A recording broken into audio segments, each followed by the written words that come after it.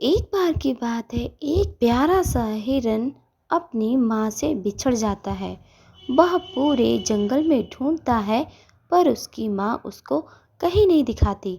वह रोता है, चिल्लाता है और दूसरे जानवरों के पास जाकर पूछता है, क्या तुमने मेरी माँ को देखा है? वह सारे जानवर उसको बहुत ज़्यादा परेशान करते हैं, लेकिन उसकी माँ के बारे में उसको कुछ नहीं बताते हैं। वह कहता है, प्लीज़ मेरी माँ के बारे में बता दो, फिर मैं तुमसे कभी कुछ नहीं पूछूंगा। मैं रास्ता भटक गया हूँ। एक तरफ एक जंगल में एक पतंग उड़ रही थी। एक छोटा सा जानवर उस पतंग को देखकर बहुत ही आश्चर्यचकित हो रहा था और उसके पीछे पीछे पेड़ों के ऊपर घूम रहा था। और वह हिरन बहुत ही दुखी था। दुखी मन से वह जंगल के राजा के पास जाता है और उससे कहता है, कृपया करके मेरी माँ के बारे में मुझे बता दीजिए।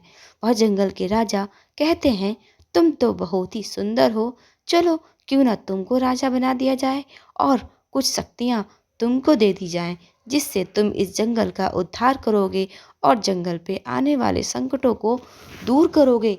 वह कहता है, मेरी माँ मुझे नहीं मिल रही हैं। फिर उसके पास बहुत सारी शक्तियाँ आ जाती हैं। फिर वह कहता है, लगता है अब मैं अपनी माँ को ढूंढ सकता हूँ। यह शक्तियाँ मिलने के बाद अब मुझे अपनी माँ से मिलने से कोई नहीं रोक सकता है। जंगल के कुछ जानवर षड्यंत्र बना रहे थे, तब तक वह पीछे से आके सारी बातें सुन लेता है और कहता है, तुम लोग क्या सोच रहे थे मेरे बारे में और क्या बुरा भला सोचते रहते हो? क्या तुमको पता नहीं है कि मैं इस जंगल का राजा बन चुका हूँ? माना कि मैं अपनी माँ को ढूंढता हूँ और मेरी माँ मुझे मिलती नहीं है, लेकिन देखो मेरी आँखों में, तुम्हें आग दिख रही है कि नहीं दिख रही है? फिर वह जंगल के पुराने राजा के पास जाता है, कहता है, राजा श्री, मुझे अपनी शक्तियाँ वापस दे दो। मैं अपनी माँ को ढूंढने के लिए बहुत ही ज़्यादा उत्सुक हूँ और मैं अपनी माँ को ढूंढने के लिए पूरे जंगल का भ्रमण करना चाहता हूँ। जंगल का जब पूरा चप्पा चप्पा मैं छान लूँगा, क्या पता मेरी माँ मुझे मिल जाए और मैं अपने घर को वापस लौट जाऊँ।